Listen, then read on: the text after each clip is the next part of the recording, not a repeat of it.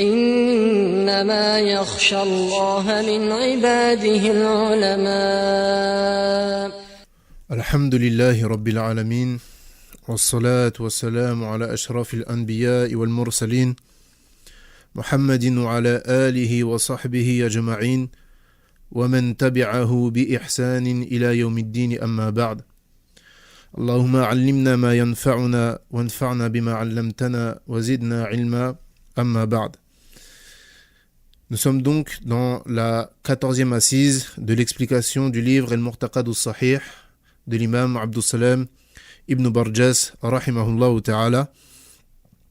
Et avant de commencer, comme on l'a dit la semaine dernière, on va revenir sur la recherche qu'il y avait à faire concernant les 9 épouses du prophète sallallahu alayhi wa sallam qu'il a laissées lorsqu'il est décédé sallallahu alayhi wa sallam.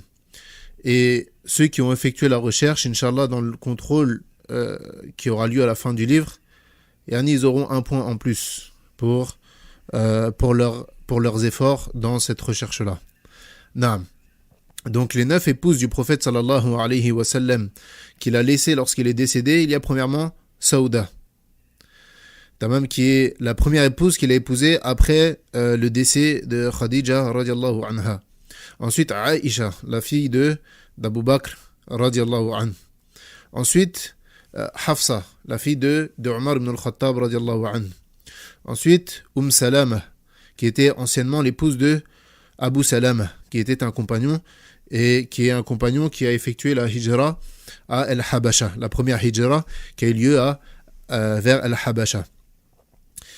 Ensuite il y avait Zaynab bint Jahsh, ensuite Juwayriya, ensuite Habiba, ensuite Safiya et Maïmouna bint al-Harith. Donc ce sont les 9 épouses que le prophète sallallahu alayhi wa sallam a laissées lorsqu'il était décédé. Saouda, wa Aïcha, wa Hafsa, wa Salama, wa Zaynab, wa Juwayriya, wa Habiba et Safiya, ainsi que Maïmouna radiallahu anhun. Taïb. Donc on rentre, Inch'Allah, dans le livre Bidhnillahi ta'ala. قال المصنف رحمه الله تعالى المعتقد الصحيح فيما يجب لولاة الأمر من المسلمين. ويعتقد أهل السنة والجماعة بأن الله تعالى أوجب على المؤمنين طاعة ولاة أمرهم في غير معصية الله. ويعتقد معنى قوله صلى الله عليه وسلم في حديث عبادة بن الصامت رضي الله عنه: اسمع وأطيع في عسرك ويسرك ومنشطك ومكرهك وأثرة عليك وإن أكلوا مالك وضربوا ظهرك إلا أن يكون معصية.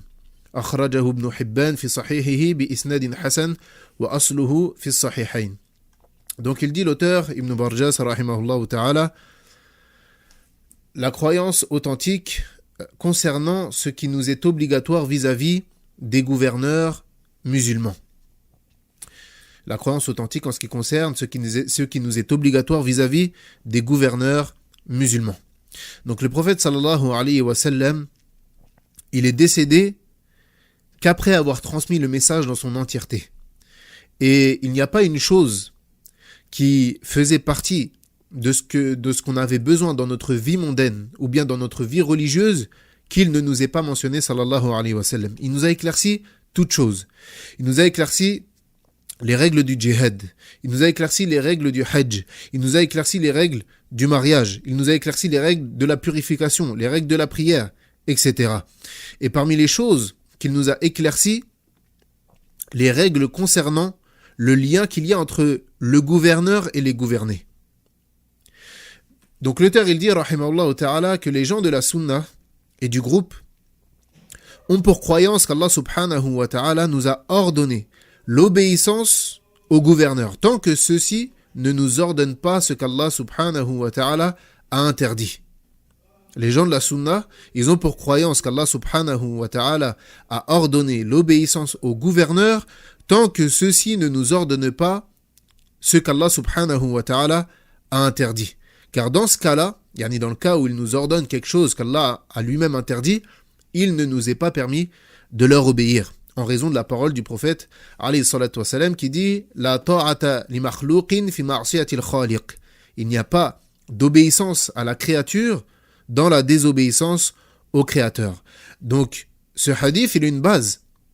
Ce hadith, il a une base qui nous montre que il nous est interdit d'obéir à qui que ce soit nos parents, que ce soit notre enseignant, que ce soit nos gouverneurs. Si une de ces personnes-là nous ordonne quelque chose qu'Allah a interdit, dans le cas où il nous ordonne de commettre un péché, alors il n'y a pas d'obéissance, on ne leur obéit pas. Mais l'obéissance qu'on a envers eux, c'est dans ce qui n'est pas interdit. Donc en dehors de cela, en dehors des choses interdites, tant que le gouverneur ne nous ordonne pas ce qu'Allah n'a pas rendu illicite, alors il nous est obligatoire de leur obéir. Et à notre époque, bon nombre de musulmans sont tombés dans cette erreur. Allah subhanahu wa ta'ala, il dit « Ya ayyuhalladhina amanu ati'u Allah wa ati'u ar-rasul wa ulil amri minkum » Allah subhanahu wa ta'ala, il dit « Ô vous les croyants, obéissez à Allah et obéissez aux messagers et à ceux d'entre vous qui détiennent le commandement. » Obéissez à Allah, obéissez aux messagers et à ceux d'entre vous qui détiennent le commandement. Et on y rentre dans ce verset les parents. Et les parents, ils détiennent le commandement sur les enfants. Donc rentre dans ce verset-là les parents. Rentre dans ce verset-là l'époux qui a un commandement, qui a une autorité sur son épouse. Rentre dans cela le gouverneur qui a une autorité sur les gouvernés. Donc Allah Azza wa Jal ici nous a enjoint leur obéissance. Il nous a enjoint à leur obéir de manière générale. Ensuite, l'auteur, rahimahullah ta'ala, il dit, il rapporte un hadith qui vient restreindre cette obéissance. Car ici, dans ce verset-là, on pourrait comprendre que on doit l'obéissance de manière générale au gouverneur. Peu importe ce qu'il nous ordonne, on leur doit obéissance. Là. Pourquoi ? Car il rapporte le hadith où le prophète sallallahu alayhi wa sallam, il dit « Écoute et obéis à tes dirigeants, que ce soit avec aisance ou difficulté. Dans ce que tu aimes et ce que tu réprouves. Quand bien même ils mangeraient ton argent ou frapperaient ton dos, sauf s'ils t'ordonnent une désobéissance. Écoute et obéis à tes dirigeants. Dans quel cas ? Que ce soit avec aisance ou difficulté. Yani que cette obéissance soit difficile ou bien facile. Dans ce que tu aimes et ce que tu réprouves. Yani pas seulement dans ce que tu aimes. Et ça c'est, comme les ulama le disent, celui qui veut voir, celui qui veut tester sa soumission. Et l'obéissance qu'il a envers ceux à qui il doit obéir, eh bien il faut qu'il regarde comment il se comporte lorsqu'on lui ordonne quelque chose qu'il réprouve et qu'il n'aime pas. Car c'est une chose facile d'obéir quand c'est simple pour toi. Et admettons que tes parents t'ordonnent quelque chose qui est facile pour toi. Et tu le fais. Bien dit, tu vas pas dire je suis quelqu'un qui obéit à mes parents puisque cette chose-là, aslan, est facile pour toi. Également, lorsque l'époux il ordonne quelque chose à son épouse, si l'épouse veut savoir si elle est vraiment obéissante ou pas, c'est pas dans les choses qui lui est facile. Car justement, c'est quelque chose qui lui est facile. Il faut qu'elle regarde lorsque son mari lui ordonne quelque chose qu'elle n'aime pas, qu'elle n'apprécie pas, ou bien qui est difficile pour son âme, comment est-ce qu'elle se comporte. Et si elle obéit, même quand cela lui est dur, eh bien c'est ici une preuve qu'elle obéit par soumission à Allah subhanahu wa ta'ala et pas seulement par suivi de ses passions. Yani quand c'est facile pour ses passions, elle obéit. Quand c'est difficile, elle n'obéit plus. Là. Et également, pour le gouverneur, c'est la même chose. Tamam, celui qui veut voir s'il a concrétisé cette obéissance envers le gouverneur, c'est pas seulement lorsque le gouverneur ordonne quelque chose de simple et de facile. Non, mais lorsque le gouverneur, il met une loi qui est difficile pour toi à respecter. Regarde comment tu te comportes. Si tu respectes cette loi-là, alors ça montre que tu es quelqu'un d'obéissant qui s'est soumis à cette règle islamique. Mais si tu vois que tu suis les règles seulement quand elles t'arrangent et seulement lorsqu'elles te sont facilitées, alors ça ne veut pas dire que tu es quelqu'un d'obéissant. Ça ne veut pas dire que tu as concrétisé ce point-là dans la religion, ou bien que tu es quelqu'un d'obéissant envers tes parents, ou l'épouse envers son mari, ou, comme on vient de le dire, envers le gouverneur. Et quelque chose de très important dans ce hadith, il dit « Quand bien même il mangerait ton argent » ou bien qu'il frapperait ton dos. Donc même si le gouverneur, il est injuste, il prend l'argent des gouvernés, ou bien qu'il les, yani, il les frappe physiquement, yani, il leur nuit physiquement, eh bien le prophète sallallahu alayhi wa sallam, il te dit écoute et obéis. Sauf, dans quel cas? S'il t'ordonne une désobéissance. Là, c'est le cas où tu ne lui obéis plus. Mathalan, il dit vous n'avez pas le droit de prier, les femmes n'ont pas le droit de se voiler, vous n'avez pas le droit de jeûner, etc. Donc ce hadith, il est très clair. Et ce hadith, il montre de manière très claire la position des gens de la sunna vis-à-vis du gouverneur. On leur obéit même s'ils sont injustes. Et ça, c'est une ambiguïté dans laquelle beaucoup de personnes à notre époque sont tombées.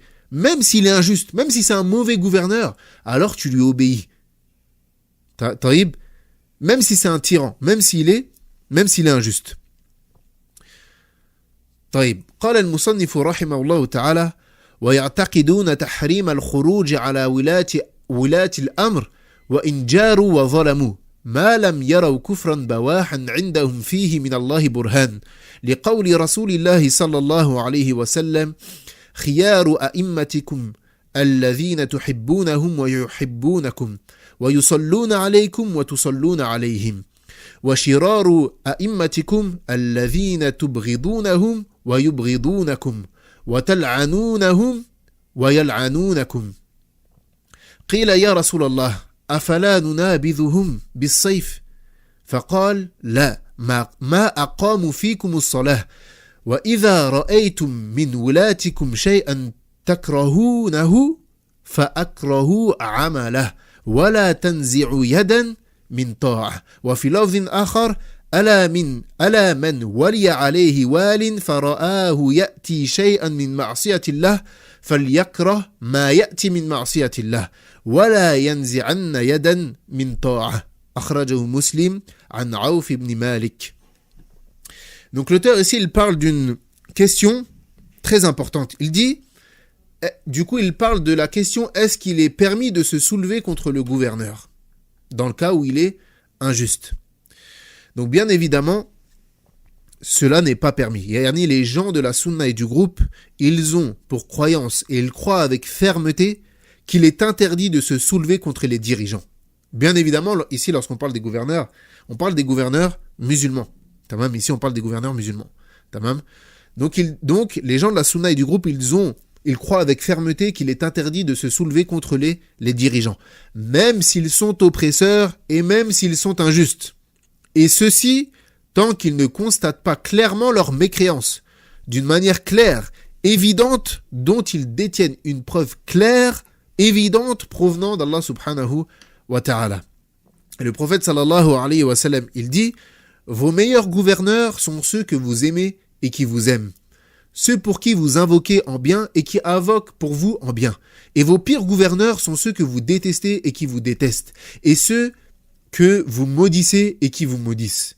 Et les compagnons, lorsque le prophète sallallahu alayhi wa sallam a dit cela, les compagnons lui ont dit, ô messager d'Allah, est-ce qu'on ne va pas s'opposer à lui par l'épée, yani ce gouverneur qu'on déteste, qui nous déteste, qu'on maudit et qui nous maudit?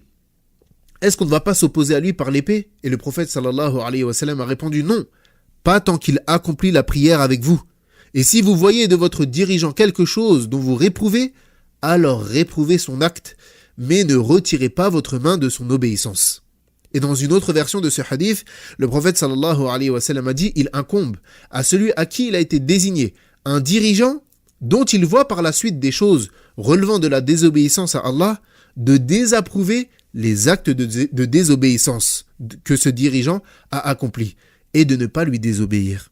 C'est-à-dire que toi, ce que tu réprouves, ce sont les actes. Et lorsqu'on dit qu'on doit obéissance au gouverneur, ça ne veut pas dire que s'il fait des péchés de manière publique, il boit de l'alcool de manière publique, il fornique de manière publique, etc., ça ne veut pas dire que tu dois être d'accord.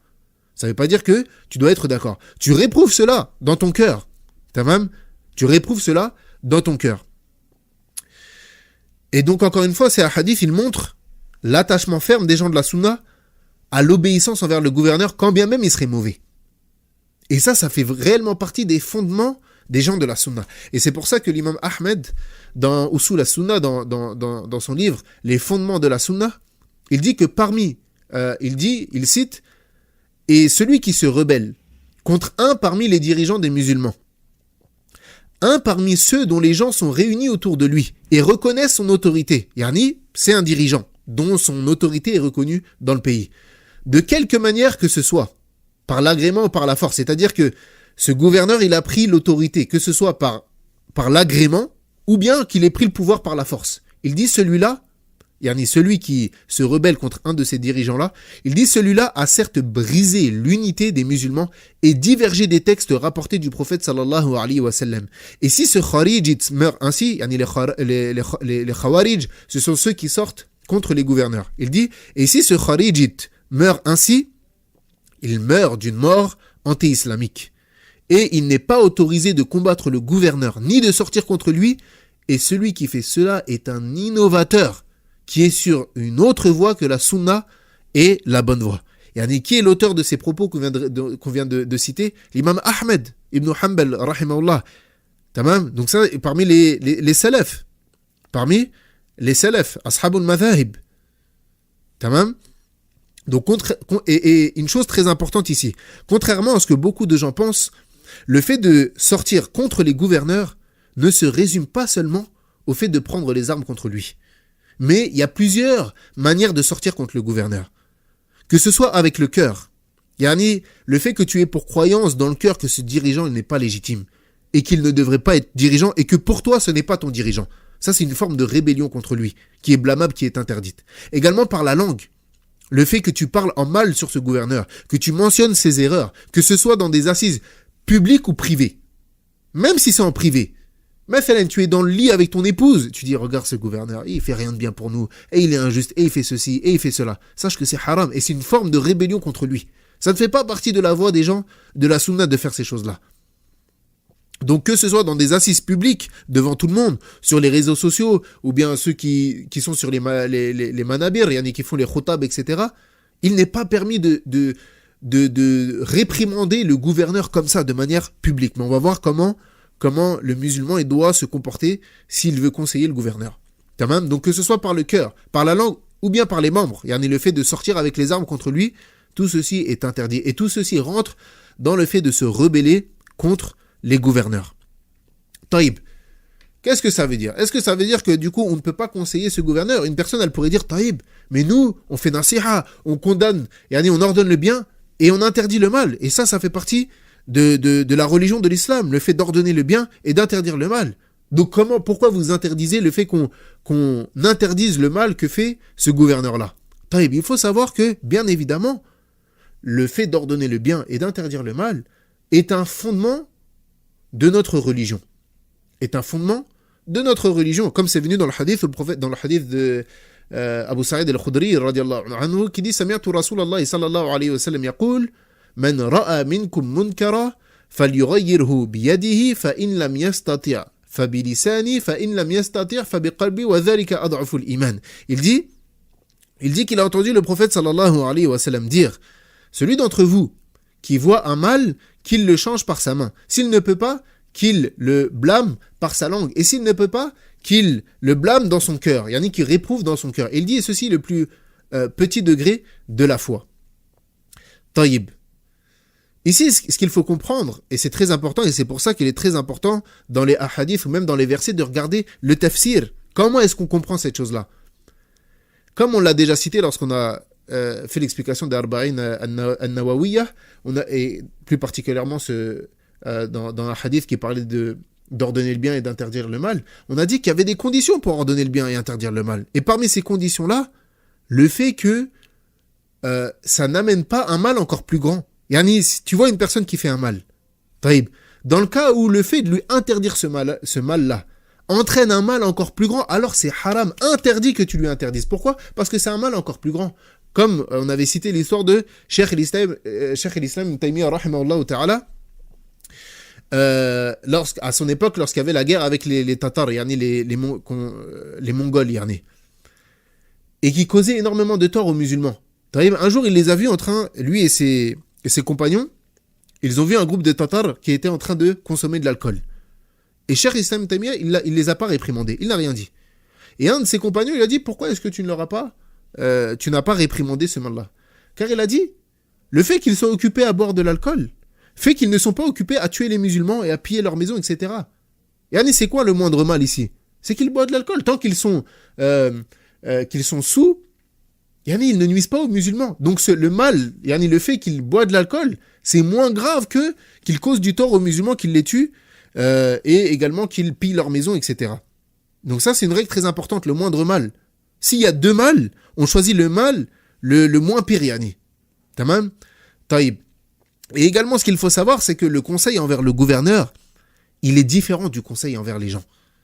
Yani, le fait que tu conseilles les gens, que tu conseilles ton ami, que tu conseilles ton frère ou ta sœur, ou tes parents, ou tes enfants, ou ton épouse, ou bien ton époux, etc., ça a des règles. Le fait que tu conseilles le gouverneur, ça a une règle totalement différente. Pourquoi? Parce que le conseil envers le gouverneur, il se fait en privé, pas en public.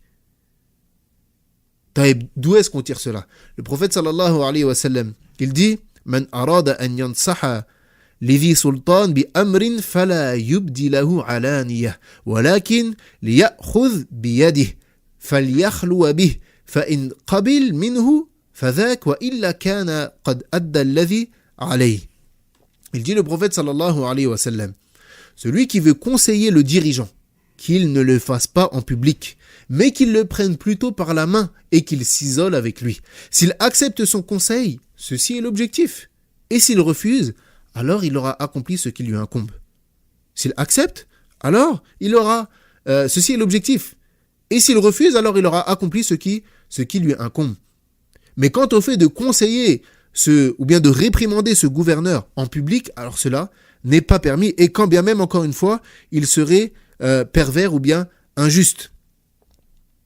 Quand bien même il serait pervers ou bien injuste, comme c'est venu dans le hadith de Ubadah ibn Samit radiyallahu anhu, où le prophète sallallahu alayhi wa sallam a dit « Alla tunazi'a al-amr ahla illa an taraw kufran bawahan 'indakum min Allahi fihi burhan » Il dit de ne pas contester l'autorité à ceux qui la détiennent, sauf à la vue d'une mécréance manifeste dont Allah nous a fourni la preuve. Donc ça, c'est les conditions. Celui qui veut se rebeller contre un gouverneur, ça, c'est les conditions.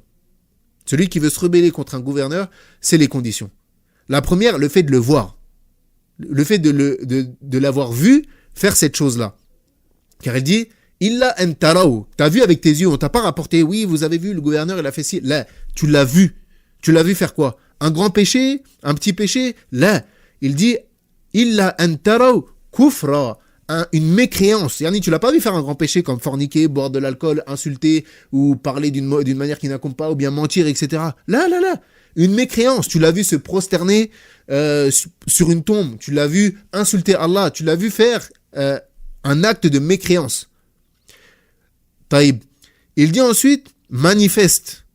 Bawahan. Yani qu'elle soit claire. Yani l'acte de mécréance qu'il a fait, c'est pas un acte où on a un doute. Est-ce que c'est de la mécréance ou pas? Est-ce que là, il faut que ça soit clair, sans l'ombre d'un doute, ce qu'il a fait, c'est un acte de kufr.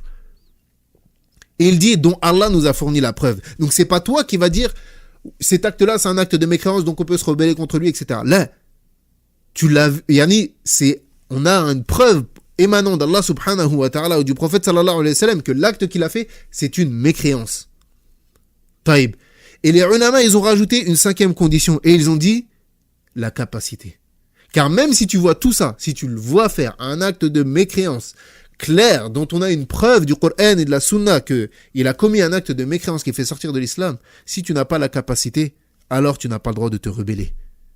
Et pourquoi du coup? Parce que sans aucun doute, le mal qui va découler sera encore plus grand que le mal qui provient du gouverneur. Yani, si vous n'avez pas la capacité de vous rebeller contre ce gouverneur-là, alors le mal qui va découler de cette rébellion, il va être encore pire que le mal dans lequel vous étiez. Et il n'y a qu'à voir les pays où les peuples se sont soulevés, comme à l'époque, lors du printemps arabe en Tunisie, ou bien en Égypte. Quel a été leur résultat? Leur situation, elle est devenue pire qu'elle était auparavant. Et pour avoir habité en Égypte, comment dirais-je, leur pouvoir d'achat et toutes ces choses-là ont diminué. Lors de cette rébellion-là, le pays, il était à l'envers. Et jusqu'à aujourd'hui, regardez cette rébellion-là, elle a eu lieu en 2011. On est presque en 2024. Eh bien, le tourisme en Égypte n'est toujours pas revenu comme il était avant. Pour dire que plus de 10 ans après, il y a encore des séquelles. La monnaie, elle est dévaluée. Ils sont endettés, etc. Tout ça à cause de quoi? À cause de ça. Et maintenant, si tu questionnes les gens, tu leur dis, quelle était la meilleure de vos situations? Est-ce que c'était avant cette rébellion-là ou bien après? Ils vont te dire avant. S'ils pouvaient revenir en arrière, ils reviendront en arrière. Pourquoi? Ça a été quoi le résultat? Eh bien, la situation est encore pire. Combien de blessés? Combien de morts? Combien de vies détruites? Combien de magasins détruits? Et pourquoi au final, est-ce qu'ils ont obtenu quelque chose? Rien du tout. Rien du tout. Pourquoi? Car ils se sont rebellés, premièrement, de manière interdite, et surtout, qu'ils n'avaient pas la capacité de se rebeller. Et à l'époque de l'imam Ahmed, rahimahullah ta'ala, eh bien, il y a eu fitnatul al-Qur'an, il y a eu la grande épreuve, comme quoi les Mu'tazila, ils disaient que le Qur'an avait été créé, qu'il n'était pas la parole d'Allah incréée, mais plutôt que le Qur'an était créé. Pourquoi? Parce que eux, ils ne reconnaissent pas l'attribut de la parole d'Allah subhanahu wa ta'ala. Et l'imam Ahmed, il a refusé de dire que le Qur'an était créé. Mais il persistait à dire que le Qur'an était la parole d'Allah subhanahu wa ta'ala incréée, ce qui est la voix des gens de la sunna. Taïb, il a été châtié, il a été emprisonné, il a été frappé, il a été humilié. Et est-ce qu'il s'est rebellé pour autant? Là. Et les gens venaient le voir et lui demander l'autorisation de se rebeller contre le gouverneur, et il disait non. Malgré le fait qu'il a été humilié, qu'il a été frappé, qu'il a été insulté, qu'il a été fouetté, qu'il a été emprisonné, il ne cessait d'interdire le fait de se rebeller. Pourquoi? Parce qu'il n'y a pas la capacité. Il n'y a pas la capacité de se rebeller. Et regardez même ce qui s'est passé il y a quelques mois au Sénégal. Le fait de ces manifestations, de sortir contre le gouverneur, de casser, de briser, qui perd au final? C'est pas l'État qui perd. Sachez que ce que vous êtes en train de détruire, c'est le pays que vous détruisez. C'est votre pays. C'est vous qui allez rembourser, c'est pas l'État. L'État, s'il rembourse avec quel argent? Avec l'argent du peuple. Donc il faut tirer des leçons des erreurs des autres. Premièrement, il faut s'attacher fermement au Coran et la Sunna. Pourquoi? Parce que le salut et la réussite ne peuvent pas venir en passant par des moyens non légiférés. Déjà, c'est la première chose. En islam, la fin ne justifie pas les moyens. C'est pas parce que le gouverneur il fait un acte que vous réprimandez tous, vous dites nous on n'est pas d'accord, donc on va utiliser un moyen haram, interdit, non légiféré pour faire justice. Là, ça n'existe pas ça en islam. La fin ne justifie pas les moyens, on n'est pas des juifs. On n'est pas des juifs. La fin ne justifie pas les moyens. Tamam. Donc il faut prendre garde à cela. Et ça, c'est quelque chose de très répandu à notre époque. Les manifestations, sortir contre les... C'est haram en islam. C'est haram en islam. T'as pas à te rebeller contre le gouverneur comme cela. T'as pas le droit de le faire. Tu n'as pas le droit de le faire. طيب. قال المصنف رحمه الله تعالى والخارج من الجماعة ألحق به الشارع عقوبات غليظة في الدنيا والآخرة تتناسب مع عظم جريمته من ذلك أن من مات وهو خارج من الطاعة مفارق للجماعة مات ميتة جاهلية ومن فارق الجماعة فإنه لا يسأل عنه كناية عن عظيم ذنبه ومن فارق الجماعة فلا حجة له عند الله تعالى يوم القيامة ومن فارق الجماعة فإن الشيطان معه يرتكض ومن فارق الجماعة حل دمه. Il dit ensuite, l'auteur rahimallahu ta'ala, il dit, et celui qui se soulève contre les dirigeants, il encourt des sanctions. Donc, premièrement, on a dit que ce qu'il fait, c'est haram. Mais en plus de ça, islamiquement parlant, il encourt des sanctions. Le prophète sallallahu alayhi wa sallam, il a cité bon nombre de sanctions qu'encourt celui qui se soulève contre les dirigeants. Il dit premièrement, celui qui sort de l'autorité du gouverneur et qui de par cela aura quitté la jama'a, parce que le groupe est obligatoire, le fait de suivre le groupe, avec d'être autour des dirigeants, d'être une nation unie, est obligatoire. Donc il dit, et qui de par cela aura quitté la jama'a, il sera mort d'une mort pré-islamique. Dans le sens où, le fait de ne pas avoir de gouverneur au-dessus de toi, c'est une chose qui date de la jahiliya, d'avant l'islam.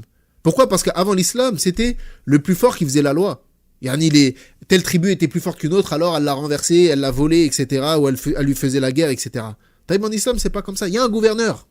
Tamam, on est tous réunis sous un gouverneur. Donc ça, c'est la première sanction. Il dit, il sera mort d'une mort pré-islamique. Deuxièmement, il dit, celui qui se sépare du groupe n'aura en sa faveur aucun argument devant Allah le jour du jugement.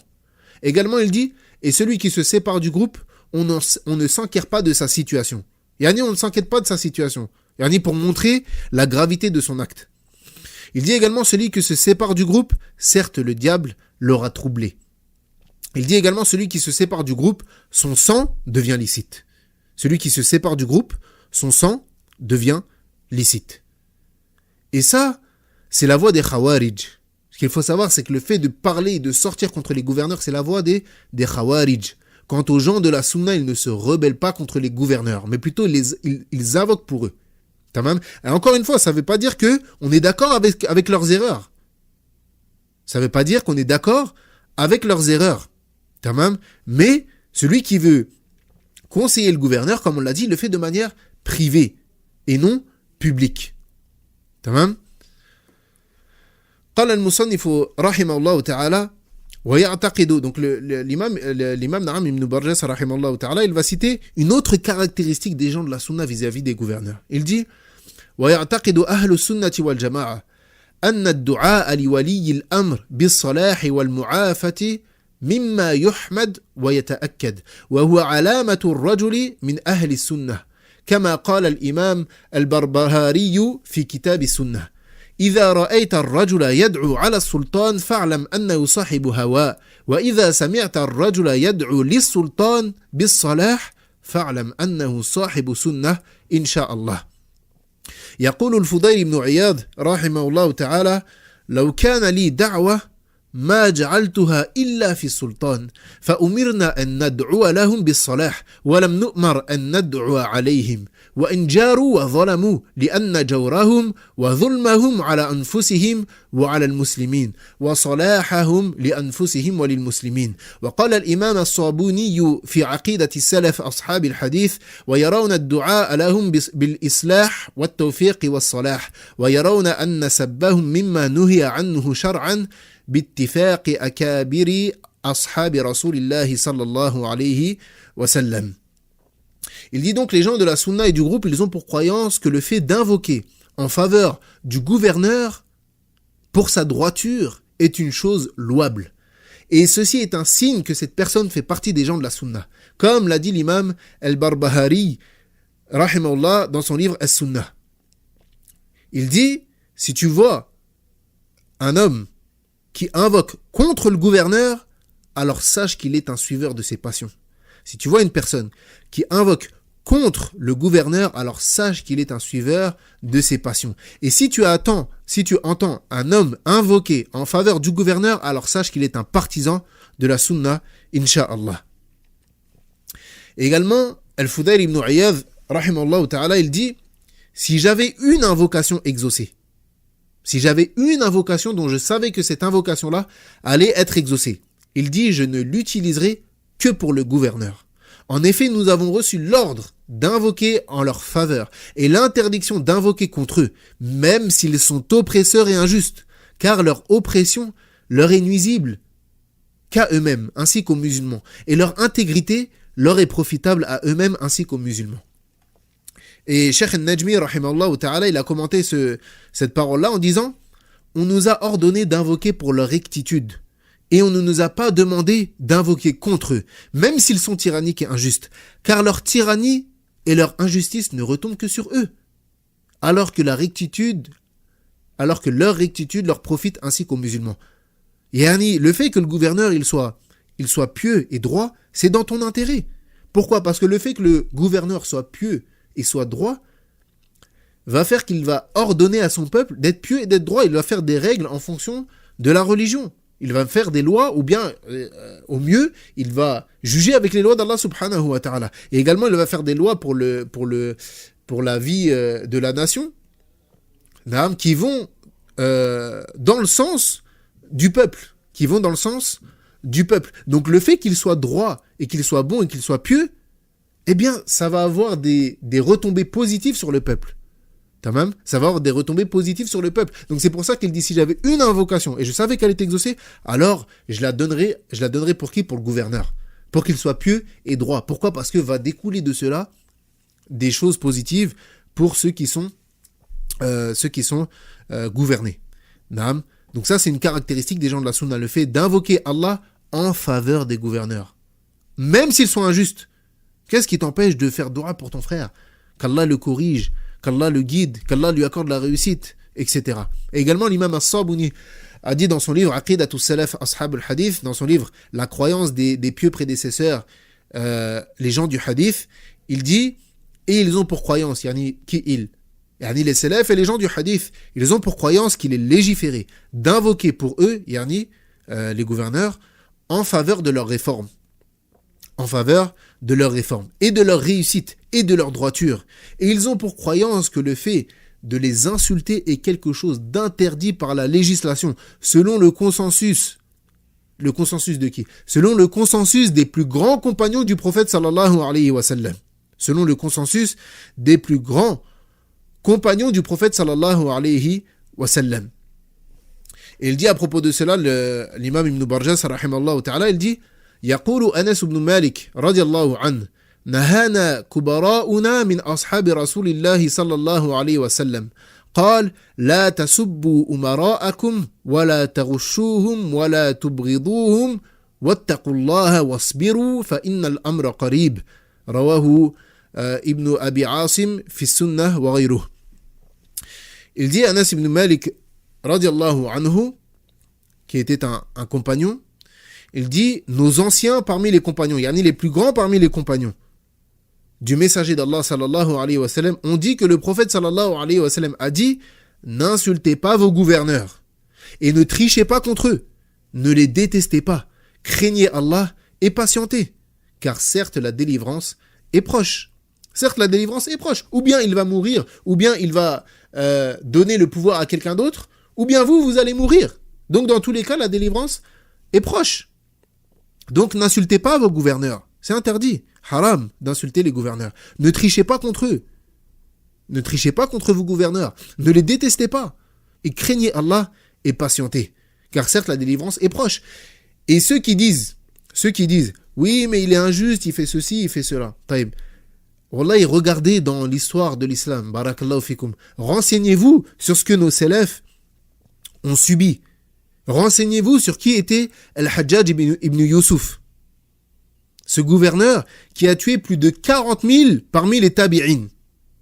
Il a tué plus de 40 000 parmi les tabi'in. Yani ceux qui ont pris le ilm, la science et la religion des compagnons. La génération d'après des compagnons, il en a tué plus de 40 000, dont eux, il y avait Saïd ibn Jubayr, qui était un grand tabi'i, un grand savant parmi les tabi'in. Et malgré cela, tu voyais ceux qui ont vécu avec le prophète sallallahu alayhi wa sallam, notamment Abdullah ibn Umar radiallahu anhuma, qui continuaient de lui prêter allégeance, qu'ils allaient faire le hajj avec lui. Pourquoi? Car il est leur gouverneur et ils n'ont pas le droit de se rebeller contre lui. Pourquoi? Parce qu'ils n'ont pas la capacité, d'une part, et deuxièmement, il n'a pas fait un acte de kufr. Il n'a pas fait un acte de mécréance claire, donc on lui doit encore l'autorité. Tamam. Et ça, c'est le comportement de qui? Des compagnons radiallahu anhum. Et leur situation, elle était 3 fois pire que la nôtre.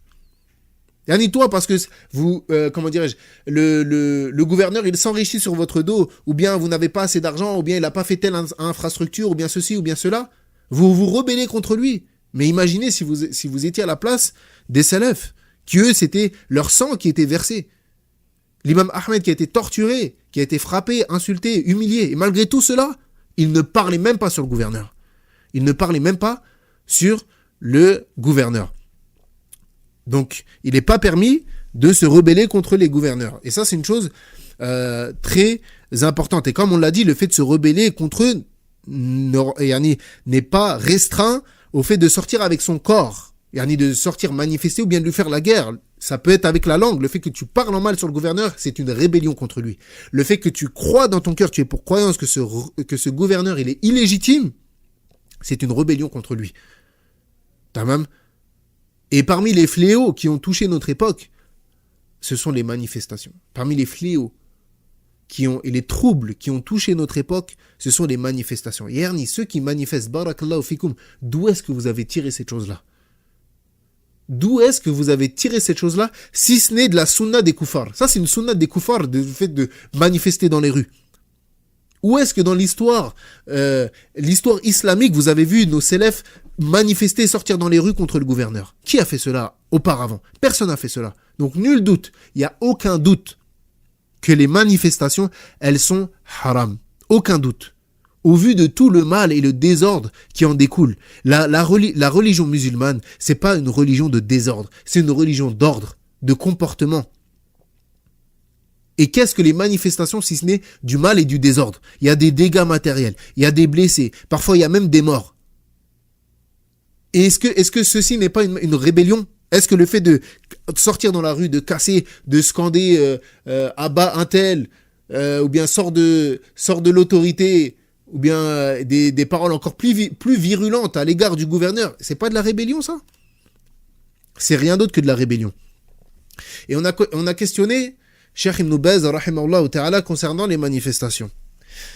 Il a répondu rahimahullah, je ne considère pas les manifestations d'hommes et de femmes comme un remède, mais plutôt une source de trouble, une cause de mal, une occasion pendant laquelle certains nuisent aux autres sans aucun droit. Cependant, les moyens légiférés de conseiller se font par l'écriture, l'envoi d'une lettre, par le bon conseil, par l'appel au bien en employant des manières saines. Ceci est la voie empruntée par les gens de science, par les compagnons du prophète sallallahu alayhi wa sallam et par ceux qui les ont suivis à la perfection. Ils conseillent en employant la meilleure manière, en écrivant à celui qui a commis une faute, au gouverneur ou au dirigeant. Ils le contactent, ils le conseillent de la meilleure des façons. Ils lui écrivent, et cela sans faire de dénonciation sur les minbars, en disant un tel a fait telle chose et il a fait du mal, etc. Et ce qu'il dit, c'est la vérité pure. Qu'est-ce que les manifestations si ce n'est des fitaines, des troubles? Et le pire dans tout ça, c'est que regardez ce qui se passe. On brûle les voitures des gens. Yani ton frère musulman, il se peut que ton frère musulman, son seul moyen de travailler, c'est sa voiture. Il a économisé pendant des années et des années pour pouvoir s'acheter cette voiture-là. Vous lui brûlez. C'est quoi le rapport avec le gouverneur ici? Expliquez-moi, c'est la voiture du gouverneur que vous brûlez? Là, c'est la voiture de ton frère en islam. C'est la voiture de ton voisin qui nourrit sa famille grâce à cette voiture. Il va travailler, tu lui brûles sa voiture, il a perdu son moyen de travailler. Tu sais même pas, il se peut que tu sois une cause de sa pauvreté. Tu sois la cause d'une grande épreuve dans sa famille. Comme on a vu au Sénégal lorsqu'ils ont brûlé des magasins. Ils ont ravagé Auchan, etc. Mais c'est qui travaille dans le Auchan? C'est pas des Sénégalais qui travaillent dedans? Ou bien c'est le gouverneur peut-être? Là, cette personne-là perd son travail. Et c'est qui nourrit sa famille en attendant? Yani, t'es en train de nuire à tes propres frères. C'est pas au gouverneur que tu nuis lorsque tu fais des manifestations. Le gouverneur, il est chez lui, tranquille. C'est au peuple. C'est les maisons que tu détruis, les blessés, tous ces gens-là. C'est le peuple. C'est pas le gouvernement, c'est le peuple. Tamam. Également, Cheikh Ubad el-Jabri, rahimahullah ta'ala, il était questionné à propos des manifestations. Et il a répondu, le sunni, yani celui qui fait partie des partisans de la sunna, fait ce qu'il peut pour améliorer l'environnement dans lequel il vit, en conformité avec les textes de la révélation. Très important. Le musulman, il agit pas comme il veut. Ouais, moi j'aime pas ça, donc je fais pas, ou j'ai envie de faire ça, je le fais. Là. En conformité avec les textes de la révélation. C'est comme ça qu'est le musulman. Il veut faire quelque chose, il regarde dans les textes. Est-ce que j'ai le droit, j'ai pas le droit? Si j'ai le droit, je le fais. Si j'ai pas le droit, je m'arrête. Khalas. Samirna wa atorna. Il dit, donc le sunni, il fait ce qu'il peut pour améliorer l'environnement dans lequel il vit, en conformité avec les textes de la révélation. Et parmi cela, il y a le fait de porter conseil aux dirigeants, l'appeler à se réunir autour de lui, l'appel à ce que les cœurs qui le détestaient retournent à lui, ainsi qu'appeler au bien et empêcher le mal conformément à ce qui est obligatoire dans la législation. Et les gens de l'innovation et des passions veulent entraver l'État et le diviser. Et cela, c'est ce que font les Khawarij. Et le fruit de cela, le fruit de vouloir diviser l'État et la population, c'est du sang qui coule, des honneurs bafoués, des pillages, des saccages, l'insécurité sur les routes, la propagation du désordre, la fin de la sécurité et le désaccord. Peut-être tu vis dans un pays, certes il y a des défauts. Et quel pays n'a pas de défauts? Oublie pas que ce gouverneur, c'est un être humain comme toi. Toi, est-ce que tu crois que tu ne fautes pas? Tout comme toi, le gouverneur, il faute. Mais tu vis peut-être dans un pays où, alhamdoulilah, il y a la sécurité. Et la sécurité, ça fait partie des plus grands bienfaits que tu puisses avoir dans ta vie. Le fait de vivre en sécurité. Et regardez encore une fois, je reprends l'exemple du Sénégal. Lorsqu'il y a eu les troubles, est-ce que les gens étaient en sécurité? Là, les gens peut-être... Sachez que dès qu'il n'y a plus d'autorité dans le pays, c'est une porte ouverte à qui? Aux brigands, aux criminels. Parce que c'est dans ces moments-là que eux ils vont sortir. Ils vont aller casser, ils vont aller piller, parfois même violer, etc. Et Cheikh Ali Moussa Hafidhahullah Ta'ala, il disait que lorsqu'il y a eu, Cheikh Ali Moussa Hafidhahullah, qui est un savant d'Égypte, il disait que lorsqu'il y a eu cette rébellion en Égypte et qu'ils ont renversé le gouverneur, donc ils sont restés quelque temps sans gouverneur. Il y a un moment où il n'y avait plus de gouverneur, il n'y avait plus personne. Il disait, il y a eu un tel trouble dans le pays, à tel point que les hommes, ils achetaient des armes, des chiens, etc. et qu'ils attendaient derrière leur porte. Ils ne dormaient plus. Mais parce qu'il n'y a plus personne qui va protéger ta famille. Il n'y a plus d'armée, il n'y a plus de police, il n'y a plus de gouverneur, il n'y a plus rien. Est-ce que tu penses qu'est-ce qu'ils vont faire les criminels? Ça y est, ils vont sortir. Ils vont vouloir tuer, frapper, violenter, violer, voler, etc. Donc les hommes, qu'est-ce qu'ils faisaient? Ils étaient derrière leur porte, avec des armes ou un chien, et ils montaient la garde pour leur famille. Regardez le désordre que ça a créé. Et il dit que les salafs, ils disaient que le fait de passer une nuit sans gouverneur, c'est pire que de passer 60 années avec un gouverneur injuste. Parce qu'il y a encore de la loi, il y a encore un peu de sécurité. Mais à partir du moment où il n'y a plus de gouverneur, il n'y a plus de loi, il n'y a plus de règles, et c'est la porte ouverte aux criminels. Naam. Cheikh Ubaid el-Jabiri, rahimallahu ta'ala, il continue en disant, donc la sunna est le bienfait d'Allah sur sa création. Et ni les affaires religieuses, ni les affaires du pays ne se règlent sans elle. Et si tu veux régler un problème, et ça c'est une règle de vie qu'on doit tous avoir, tu as un problème dans ta vie, eh bien sache qu'il ne peut se régler que par la sunna ou bien le Coran. Tu as un problème dans ton commerce, regarde le Coran et la sunna. Tu as un désaccord avec ton voisin, regarde dans le Coran et la sunna. Il y a un problème dans le pays, il faut regarder dans le Coran et la sunna. Tu as un problème avec tes enfants, regarde dans le Coran et la sunna. Tu as un problème avec tes parents, regarde dans le Coran et la sunna. Tu as un problème avec ton épouse, regarde dans le Coran et la sunna. Il n'y a aucun problème qui peut se régler si ce n'est revenir vers le Coran et la sunna. Il dit comme Wahib ibn Khaythar, qui ne quittait pas son assise avant de dire à ses compagnons, et parmi eux l'imam Malik qui a rapporté ceci, sachez que rien n'arrangera le cas des derniers de cette communauté, si ce n'est ce qu'il a arrangé au tout début. Et quelqu'un a dit à l'imam Malik, rahimahullah ta'ala, qu'entend-il par là? Il répondit, il veut dire le début de la religion ou alors la piété. Rien peut arranger nos vies, que ce soit nos vies mondaines ou religieuses, si ce n'est le fait de revenir à la religion pure.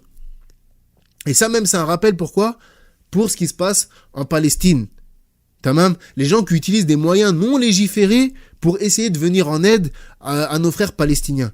Ils font des concerts. Ils font des manifestations.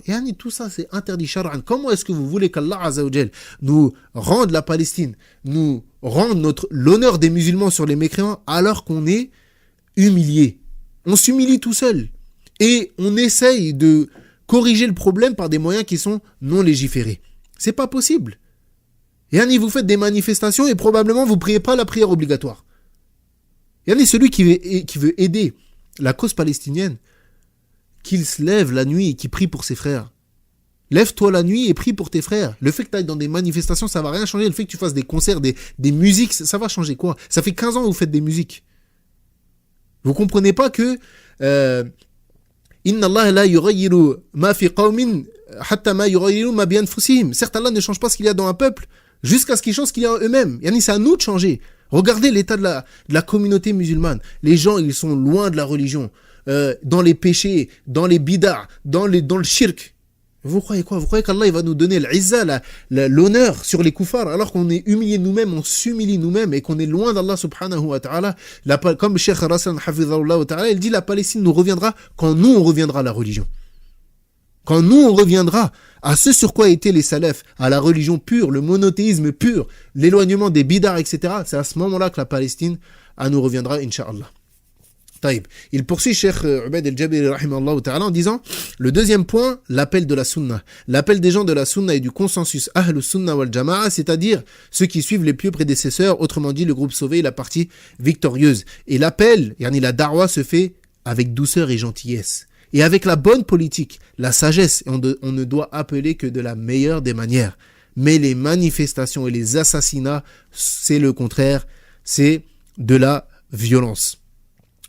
Donc il nous incombe de craindre Allah subhanahu wa ta'ala et d'obéir aux dirigeants tant qu'ils ne nous ont pas ordonné un mal et on ne doit pas transgresser leurs limites.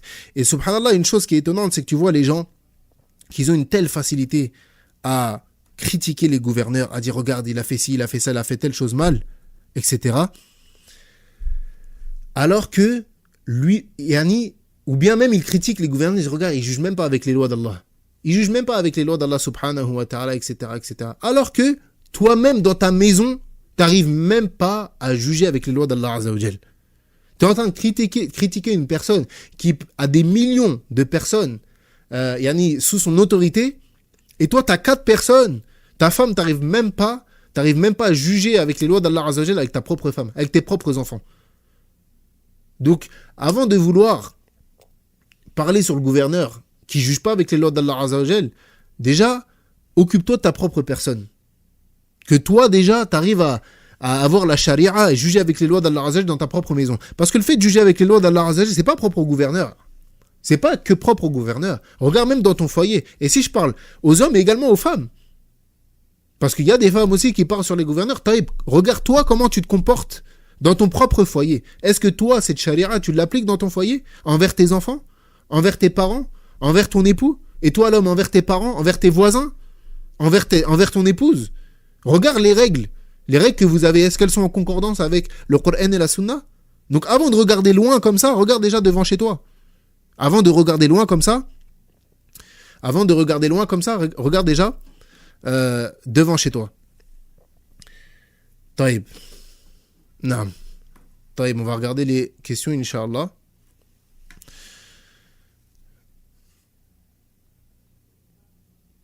Taïb, une personne, elle dit, quel est le jugement des manifestations dans les pays non musulmans vu que ce ne sont pas des gouverneurs musulmans? Taïb. Yani al-muhim, dans tous les cas, ça reste interdit. Pourquoi? Parce que comme on l'a dit, l'islam, c'est pas une religion de désordre. Yani, aslan, yani, là ici, dans tout ce qu'on a cité, à la base dans laquelle on a parlé depuis le début, on parle des gouverneurs qui sont musulmans. Non, qui sont musulmans. On parle pas des gouverneurs mécréants. Taïb.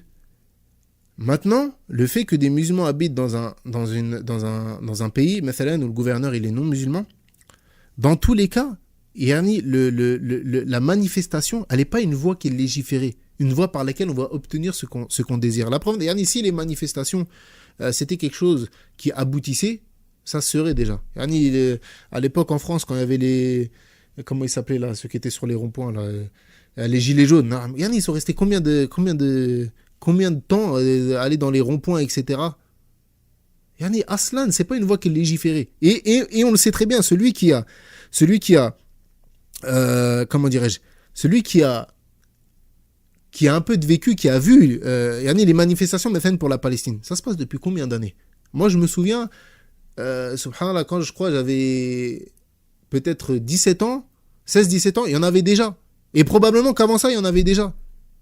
Tamam, il y a plus de 10 ans, il y avait déjà toutes ces choses-là. Donc c'est pas une voie qui est légiférée, c'est pas une voie par laquelle on va se faire entendre, et surtout c'est pas une voie par laquelle va déboucher quelque chose. Parce que il faut savoir une chose, la rébellion, tu peux pas obtenir ce que tu veux par de la rébellion, dans le sens où, je prends un exemple tout bête, les gens qui vont se rebeller contre le gouverneur, ça va être quoi sa réaction? Probablement ça va être de la violence pareil.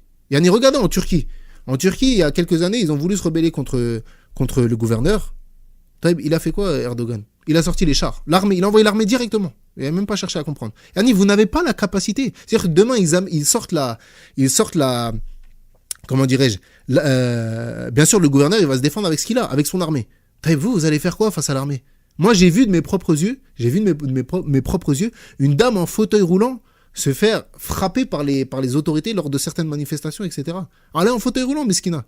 Elle se fait frapper, elle se fait gazer, etc. Machin et tout. Tamam. Et surtout qu'il y a de la mixité. Yani, subhanallah, comment vous pouvez envoyer vos femmes dans des manifestations, elles sont collées avec les hommes, etc. Et vous priez pas. Et ceci. Et regardez, au final, pour une cause qui n'est pas légiférée, vous délaissez combien d'interdits? Vous délaissez combien d'obligations? Et vous transgressez combien d'interdits au final? Tamam. Donc les manifestations, dans tous les cas, c'est pas une voie qui est légiférée, comme le disent nos savants. Rahimahumullah. Une personne a dit est-il interdit d'invoquer contre un gouverneur mécréant qui torture des musulmans comme en Israël? Là, ça c'est pas interdit d'invoquer. Là ici, quand nous on parlait des gouverneurs pour lesquels on a invoqué en leur faveur, on parle des gouverneurs qui sont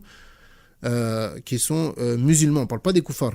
T'as même tout ce qu'on a cité aujourd'hui comme règle vis-à-vis du gouverneur, on parle des gouverneurs qui sont musulmans. On ne parle pas des mécréants. Donc bien évidemment que le gouverneur mécréant qui cause du tort aux musulmans, etc., et surtout dans le contexte géopolitique actuel, invoquer contre eux, bien évidemment. C'est même pas une question ici. Invoquer contre eux.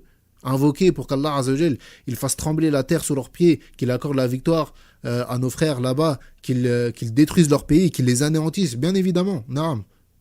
Mais utiliser les moyens légiférés. Tamam. Et l'invocation, c'est l'arme du croyant. Beaucoup de personnes, elles négligent ça. Beaucoup de personnes, avant d'aller manifester, ud'u, appelle ton Seigneur, invoque ton Seigneur. Allah Azza wa Jalla dit wa qala rabbukum ud'uni astajib lakum. Et votre Seigneur a dit invoquez-moi et je vous exaucerai. Tamam. Il dit wa idha salaka ibadi anni fa inni qarib. Et si mon Seigneur te questionne à propos de moi, alors je suis proche et j'exauce celui qui m'invoque. Et également, comme c'est venu dans le hadith du prophète sallallahu alayhi wa sallam, il dit yanziru rabbuna subhanahu wa ta'ala hinama yabqa fi thuluth al-layl akhir min al-layl. Il dit votre Seigneur, ou bien notre Seigneur, il descend lors du dernier tiers de la nuit. Tamam. Et il dit man yas'aluni fa'utiya. Il dit qui me demande que je lui donne. Donc avant d'aller loin comme ça dans des moyens non légiférés, déjà fais à ton échelle ce que tu peux faire. Fais à ton échelle ce que tu peux faire. Si tu peux aider ton argent, alhamdoulilah, fais-le. Mais invoque. Car l'invocation, c'est l'arme du croyant. L'arme du croyant, c'est l'invocation. Une personne, elle dit est-ce qu'être candidat pour les présidentielles d'un pays musulman qui est un État démocratique, c'est une forme de rébellion, la voie des Ikhwan. Il faut savoir que la voie des élections présidentielles, etc., les gens de la Sunna, ils n'ont rien à voir avec ça. Pourquoi ? Parce que, comme la personne l'a dit, c'est une chose démocratique. Les gens, ils jugent avec les lois. Déjà, à cela, on n'a pas le droit de juger avec les lois autres que les lois d'Allah subhanahu wa ta'ala. Donc, si toi, tu prends le pouvoir pour juger avec ces lois-là, déjà, c'est interdit. Tamam, c'est interdit. Donc les histoires de présidentielles, de vote, de moindre mal, de tout ça, on a vu même par l'expérience, à un certain moment, quand certaines personnes disaient oui, mais on vote pour le moindre mal. En France, on vote pour le moindre mal. Regardez, on a Marine Le Pen et on a Foulen devant, on vote pour le moindre mal. Mais vous n'avez pas compris que la politique, il n'y a que du mal dedans. Il n'y a pas de moindre mal. Tout ce qu'ils font, c'est endormir les gens. C'est un monde de menteurs. C'est un monde de menteurs. Il n'y a pas de moindre mal. Il n'y a pas de moindre mal. Et comme on peut le voir aujourd'hui, il y a certaines personnes dans le contexte de la France, ils voulaient pas Marine Le Pen, ils ont mis Macron. Je suis pas sûr que ça soit mieux. Aujourd'hui, l'état des musulmans, il est encore pire que ce qu'il était. Il est encore pire que ce qu'il était. On les met dans une situation étroite, etc. Donc le musulman, il participe pas à ces choses-là, les élections, les machins. C'est pas une voie qui fait partie de l'islam aslan. C'est pas une voie qui fait partie de l'islam de base. نعم. طيب نقتفي بهذا القدر إن شاء الله والله أعلم سبحانك اللهم وبحمدك أشهد أن لا إله إلا أنت أستغفرك وأتوب إليك وصلى الله على نبينا محمد وعلى آله وصحبه